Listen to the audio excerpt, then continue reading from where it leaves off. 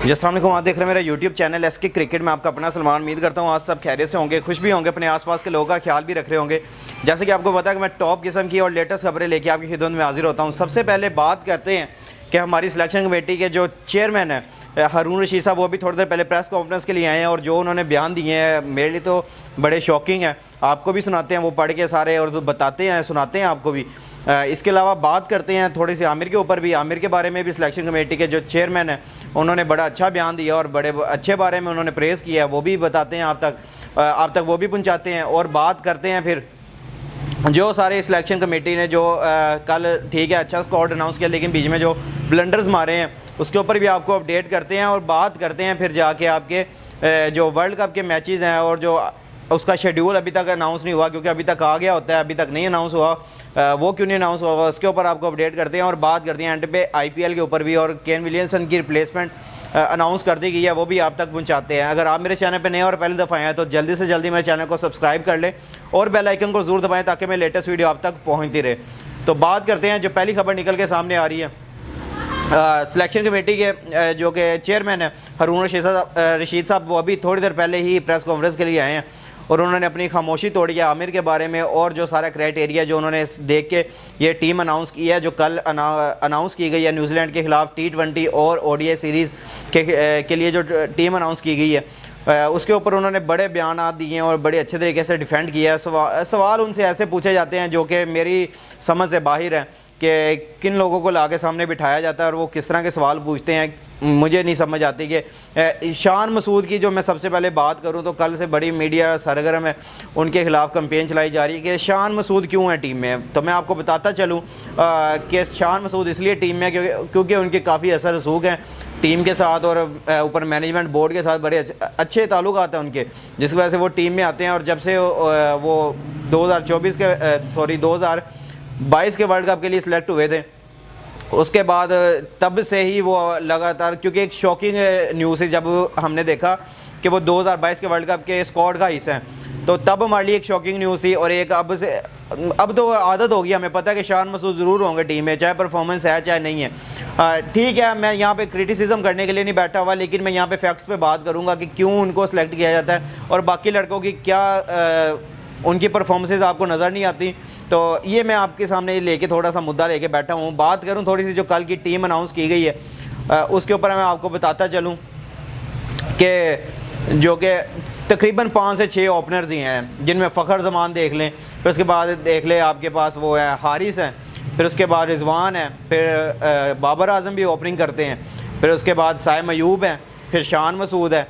तो ये तकरीबन 5 से 6 आपके पास जो लड़के बन गए T20 में, वो सारे ओपनिंग में है। इधर देख लें ODIs में, इसमें भी वो अब्दुल्ला शफीक ओपनर है, फ़खर जमान ओपनर है, फिर उसके बाद आप बात करें तो इमामुल हक है इसमें भी, और शान मसूद इसमें भी है। 4 तो यहाँ पे ODIs में रखे हुए हैं, T20s में आपने रखे हुए हैं 5 से 6।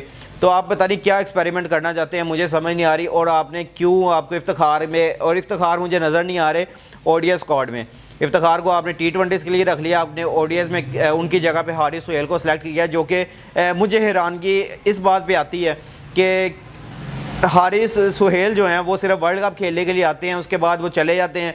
फिर जब वर्ल्ड कप पास आ रहा होता है तो आपको दोबारा हारिस सुहेल याद आना शुरू हो जाते हैं, क्योंकि आपके पास और मिडल ऑर्डर में अभी तक कोई बैट्समैन या इस तरह तो आपके पास उमर अकमल भी हैं और उनके भाई उनके डिफेंड भी करते हैं, वो सिलेक्शन कमेटी का हिस्सा भी रहे हैं कामरान अकमल। तो आप उनको फिर कंसीडर कर लें। आप अगर आपने बैठे बाहर लड़कों को एकदम से चांस देना है और आपने ला के एकदम से मिडल ऑर्डर में जो आपके रेगुलर प्लेयर हैं उनको हटा के आपने उनको बाहर के लड़कों को एकदम से चांस दे देना, तो फिर अल्लाह ही हाफिज़ आपकी टीम का। मुझे नहीं समझ आ रही आप किस अप्रोच के साथ जा रहे हैं ODIs में, किस अप्रोच के साथ जा रहे हैं आप T20s में। आगे 2024 का जो वर्ल्ड कप है वो भी ज़्यादा दूर नहीं है। आपके पास जो ODI वर्ल्ड कप की तैयारी है उसमें आपके पास सिर्फ ये 5 ODIs और मेरा ख्याल है ऑलमोस्ट आगे 3 आपके पास अफ़गानिस्तान के मैचेस हैं। उसके बाद आपके पास डायरेक्ट एशिया कप है, वो भी 50 ओवर फॉर्मेट है। उसके बाद आपने जो वर्ल्ड कप खेलना है वो भी 50 ओवर का है। तो वो आपके पास और कोई चांसेस तो बचते नहीं है कि आप इसमें कोई एक्सपेरिमेंट कर सकें। और हारून रशीद साहब जो अभी सामने आए हैं उन्होंने भी यही किया कि हम ODI टीम को छेड़ना नहीं चाहते, जो पहले बनी हुई थी हमने बस उनमें जो कोई 1-2 इक्का दुक्का चेंजिंग की है वो ला के तो मैंने बाकी टीम वही अनाउंस कर दी है। और उसके बाद जब उनसे सवाल पूछे जाते हैं तो ऐसे सवाल पूछे जाते हैं तो मैं हैरान हो जाता हूँ कि यार ये क्या सीन है। उस्मान कादिर को आपने इतनी देर से अपनी टीम का हिस्सा बनाई रखा, बेचारे को चांस नहीं दिया, उसको उठा के आपने बाहर कर दिया।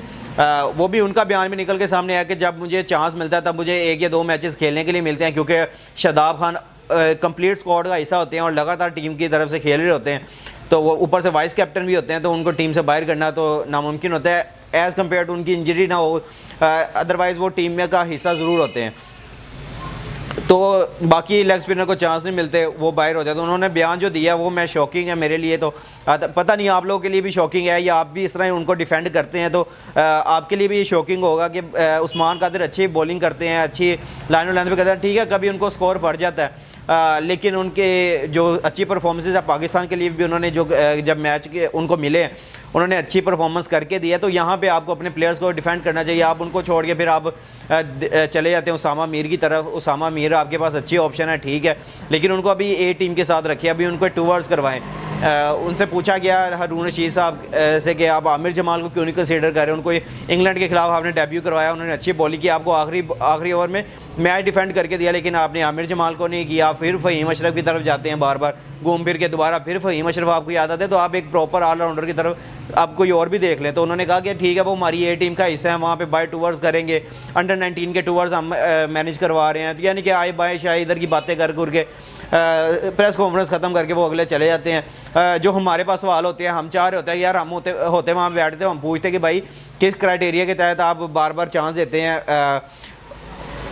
शान मसूद को, फिर उसके बाद आप किस बेस पे चांस देते हैं उस्मान कादिर को बाहर करके उसामा मीर पे। ठीक है अच्छी बॉलिंग की है उन्होंने, PSL में बहुत अच्छी की है, लेकिन उनके पास अभी वो एक्सपीरियंस नहीं है कि आप ठीक है अभी आप उनको लेके थोड़ा लेट कर ले, लेकिन आपके पास उस्मान कादिर एक अच्छी ऑप्शन हो सकते थे, क्योंकि वो जिस तरह की बॉलिंग करते हैं एशियन की कंडीशन में, तो आगे आपने वर्ल्ड कप के लिए जाना तो आपके लिए वो अच्छी हो सकते हैं। इसके अलावा आज़म खान के बारे में पूछा गया उनसे कि आज़म खान क्यों नहीं आपकी टीम का हिस्सा है, क्योंकि आपने अगर एशियन बैट्समैन देखना तो उनसे बेटर कोई नहीं है। वो आपके सामने यहाँ पे लाहौर, कराची, पिंडी के मैदानों में उन्होंने छक्के मारे हैं, तो फिर आपके पास आगे इंडिया में जाके अगर खेलना है वो भी एशियन कंडीशन है, आप वहाँ पे उनको लेके जा सकते। उन्होंने कहा नहीं वो हम उनको कंपेयर नहीं कर सकते, वो अच्छे प्लेयर हैं, जब उनका थोड़े से हमने चेक करना होता है प्लेयर्स को कैसे वो परफॉर्म करते हैं, अच्छा करते हैं, तो हम उनको आगे कंसिस्टेंटली चांस देते हैं।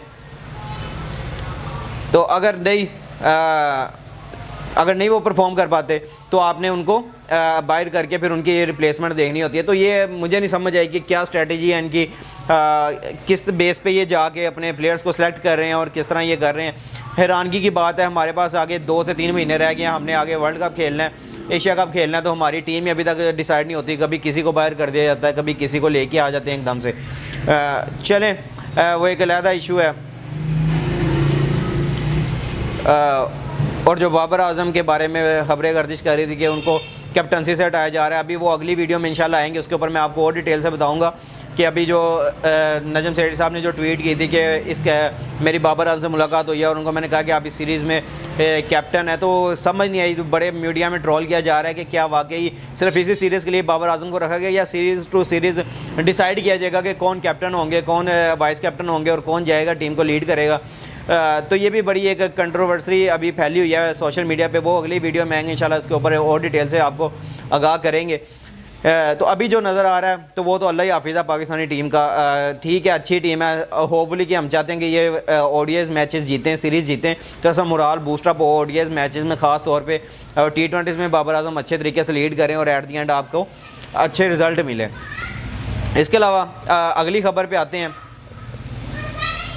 तो बात कर ले यहाँ पे मोहम्मद आमिर के ऊपर भी। तो मोहम्मद आमिर के बारे में सवाल पूछा गया, हारून रशीद साहब के से पूछा गया कि क्या मोहम्मद आमिर अवेलेबल हैं सिलेक्शन, आपने कोई रब्ता किया है उनसे, तो उन्होंने कहा हमारा काम ही नहीं है रब्ता करना, हम तो चाहते हैं प्लेयर जो हैं वो सारे अपने आप को अवेलेबल रखें और अपने आप को अपनी परफॉर्मेंस पे काम करें, अपनी फिटनेस पे काम करें, और एट दी एंड जब हमें ज़रूरत होता है हम उनको कॉल अप कर लें। किसी के लिए इंटरनेशनल के दरवाजे बंद नहीं है, सबके लिए खुले हैं, जो अपने आप को अवेलेबल करता है और अच्छी परफॉर्मेंसेस देता है हम उनको कंसीडर करते हैं। तो उन्होंने साफ मना कर दिया मीडिया पे आके कि हमने कोई रब्ता नहीं किया, लेकिन वो जो अंदर से सोर्सेज हैं वो कन्फर्म कर रहे हैं कि भाई रब्ता हुआ है। रब्ता हुआ है। मैं आपको कहता आप चाहे माने ना माने भाई, मैं जो यही कहूँगा कि भाई रब्ता हुआ है अंदर। इन्होंने एकदम से देखना इंक्लूजन, जिस तरह बाकी प्लेयर्स एकदम से आ जाते हैं तो एकदम से ये भी इंक्लूजन होनी है। वर्ल्ड कप से पहले उन्होंने रिटायरमेंट वापस लेनी है, इन्होंने इंक्लूजन करना है और आपको 2023 के वर्ल्ड कप में आपको ये इंडिया में जाके खेलते हुए नजर आएंगे, देख लेना।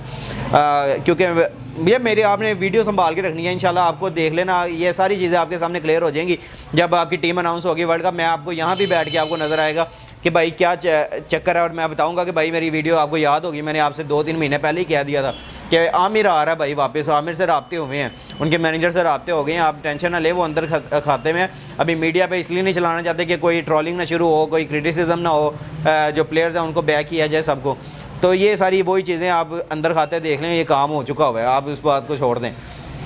इसके अलावा अगली खबर जो निकल के सामने आ रही है उसके ऊपर बात कर लूँ कि वर्ल्ड कप के जो शेड्यूल है वो तखीर का शिकार क्यों है, अभी तक अनाउंस नहीं किया गया। ये BCCI की थोड़ी हटदर्मी है, क्योंकि वहाँ पे इस दफ़ा इवेंट होना है और उनके थोड़े पाकिस्तान के साथ इख्तलाफात चल रहे हैं। पाकिस्तान चाह रहा है हमने आगे खेलना नहीं है, इंडिया कहते हैं हमने यहाँ भी करवाना है। उनके लिए मखसूस भी कर दिया है कि हमने वो नॉर्दर्न इंडिया और उसमें वो तमिलनाडु वाली साइड पे करवाने हैं, जिसमें चेन्नई वगैरह ये आते हैं, थोड़े अच्छे स्टेडियम है। तो चाहते हैं कि वहाँ पे 2 से 3 वेन्यू दिए जाएँ पाकिस्तान टीम को कि वहाँ पे आप प्रैक्टिस करें, और वहाँ पे जो सिक्योरिटी कंसर्न्स हैं पाकिस्तान को वो उसी सेंटर में ला के आपको ख़त्म किए जाएँ और वहाँ पे आके मैचेस करवा दिए जाएँ।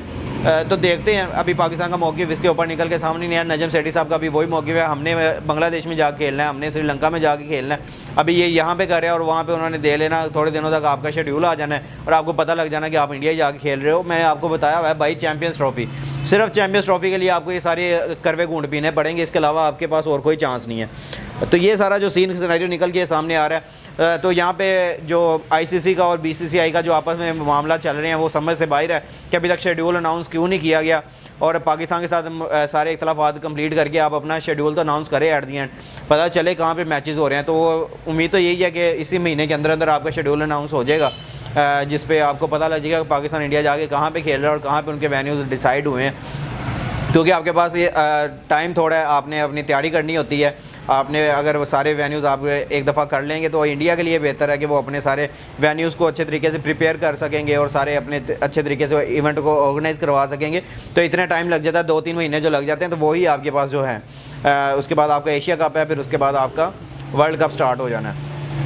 इसके अलावा बात करूं थोड़ी सी, तो जो केन विलियमसन है उनकी रिप्लेसमेंट अनाउंस कर दिया। गुजरात टाइटंस की तरफ से खेल रहे थे, पहला मैच चेन्नई सुपर किंग के खिलाफ खेल रहे थे, वहाँ पे फील्डिंग करते हुए इनके राइट नी में जो दबाव आया, यानी कि घुटना ज़मीन पे लग गया था, जिसकी वजह से उनको इंजरी हो गई थी राइट नी की, और वो अपने मुल्क वापस पहुँच भी चुके हैं, जाके वहाँ पे अपना इलाज शुरू करवा दिया। उनकी रिप्लेसमेंट अनाउंस कर दी गई है, दासुन शानका श्रीलंका से उनको उनकी रिप्लेसमेंट के तौर पर अनाउंस किया गया। वो अभी न्यूजीलैंड में मौजूद हैं, T20 मैच को खेल रहे हैं, वहाँ पे सीरीज़ ख़त्म हो गई है, 1-1 से बराबर हो गया। वो इंडिया ट्रैवल करेंगे और गुजरात टाइटंस के स्क्वाड को ज्वाइन करेंगे। थोड़ा सा कल के मैच के बारे में भी आपको अपडेट करता चलूँ। कल गुजरात टाइटंस और दिल्ली कैपिटल्स का मैच था, जो कि गुजरात टाइटन ने 6 विकेट से मैच जीता है और आउटस्टैंडिंग और टॉप ऑफ द टेबल चले गए हैं 4 पॉइंट्स के साथ। 2 मैचेस खेले हैं, दोनों जीते हैं और डिफेंडिंग चैंपियन है ये भी।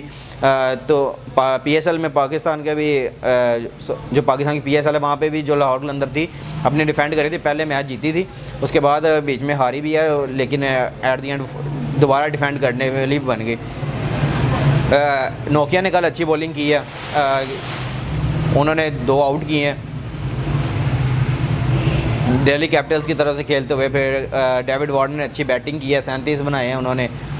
फिर उसके बाद बॉलिंग की बात करूँ तो मोहम्मद शामी ने 4 ओवर 3 आउट किए हैं गुजरात टाइटंस की तरफ से, तो राशिद खान ने भी 4 ओवर 3 आउट किए हैं। यार ये जो बीच में इन्होंने इस दफ़ा रूल जो चेंज किए ना IPL के, वो मुझे समझ नहीं आई कि एक प्लेयर जब मर्ज़ी आप ऐड कर सकते हो।